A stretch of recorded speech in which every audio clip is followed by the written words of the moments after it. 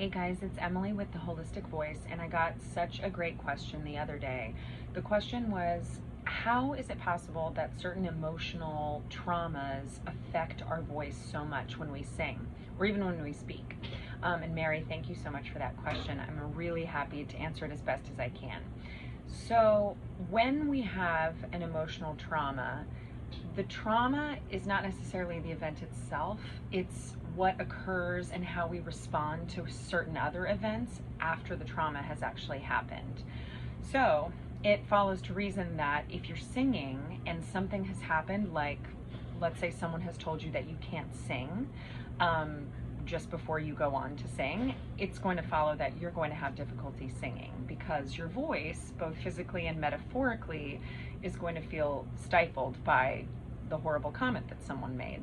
This comment could have happened 5 minutes before you went on stage, or when you were 5 years old auditioning for choir and some terrible music teacher told you that. No music teacher should ever tell you that, by the way. Yet they do. That's always more of a reflection of the teacher and not you. And we will go over that in detail much later. But what tends to happen is there are two ways that emotional traumas can affect your voice. One way is a new realm of research called psychogenic voice disorders. And they have found that this happens in veterans with PTSD, in people who have been abused, what we would consider large emotional life-altering traumas. Oftentimes the trauma can represent itself in the vocal cords and you can completely lose your voice. However, that doesn't necessarily mean that just because something has happened to you that is not as considered psychologically effective as those things cannot have an effect on your voice. For example, I will share with you, when I was in a marriage that many of you know did not work out and was extremely unhealthy for me, I lost a lot of my high notes, and I went to an ENT and they did a laryngoscope, and he said nothing is physically wrong with your vocal cords. They couldn't find anything, no nodes, no musculature error, nothing going on. And he asked if I was feeling stressed, and my response was, I feel stressed literally every day of my life. So he said that the stress could present itself as hearing wear and tear on my voice. So I lost any note from an F above, from a middle C, F to above. And wouldn't you know, when I left my ex-husband, I got all my high notes back. And so stress can present itself in this way, emotional traumas can present itself in this way.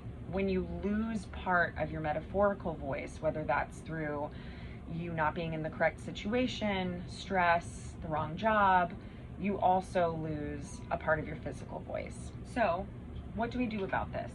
Obviously, first and foremost, I would always recommend, if you really feel that something is definitely wrong with your voice, please see an ENT. See a doctor first. I am not a doctor. However, if you're noticing that this kind of wear and tear feeling comes and goes, I would start by going back to your standard vocal exercises every day. Scales, humming, things like that. Things that can connect you to your basic everyday exercises can start to build the vocal muscles back up so that they can start combating the stress that's coming into your body. The next thing you're going to want to do is address the body part of the emotional trauma. There's an amazing book out there called The Body Keeps the Score, and it is all about this particular issue that affects so many of us. So you're going to want to address your voice, but your voice is within your body, which is your entire instrument. So stress relieving techniques such as yoga, meditation, breathing exercises, feeling where you can really feel your voice in your body will help you reconnect to it. So for example, if you want to start by just feeling your voice in your chest, hum down to your hands. Then you're going to want to go an octave lower.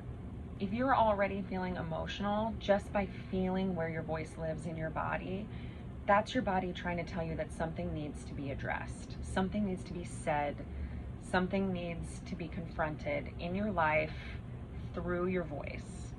So I get clients all the time who get very emotional just singing scales because there's something that they're dying to say and they're unable to say it.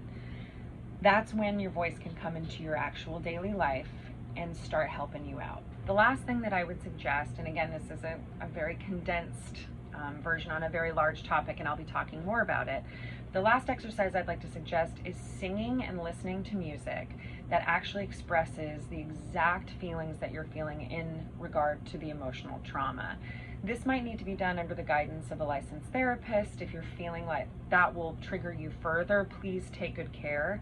But if you're feeling safe, if you're feeling like you're ready to start expressing some things that maybe you don't have the exact words for, pick a song, pick an artist who you know can help you express those emotions through song, and sing it loud and cry through it and scream through it and let the emotions go through your own voice. Your voice is your tool. You gotta let it go. For more information and research on this topic, I've included some links below this video. Thank you so much, Mary, for the question, and you guys, I hope you take good care. Bye.